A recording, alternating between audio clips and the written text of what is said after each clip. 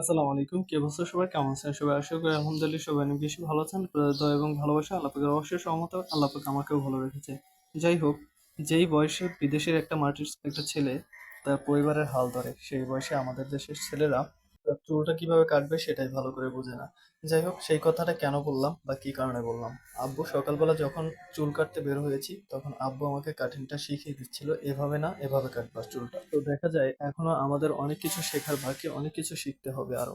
কারণ আমরা ওই পর্যায়ের ছেলেদের মতো হতে পারিনি। বিদেশের একটা ছেলে যখন তার পরিবারের হাল ধরে কিংবা একটা কিছু উপার্জন করে, তারপরে পরিবারকে তারা দেখাশোনা করে এবং পাশাপাশি তারা নিজেরাও চলে, তারা ভালোভাবে নিজেদেরকে উদ্যোক্তা হিসেবে তৈরি করে। আর এদিকে আমরা 23 বছর পার হয়ে যাওয়ার পরেও নিজের জীবনকে নিয়ে উপলব্ধি করতে পারি না, আমার জীবনের উদ্দেশ্য ঠিক করতে পারি না, আমার জীবন কোথায় গিয়ে থামবে, কি অবস্থায় থাকবে, কেমনে কিভাবে চলবে, এই জিনিসটা আমরা বুঝতে পারি না।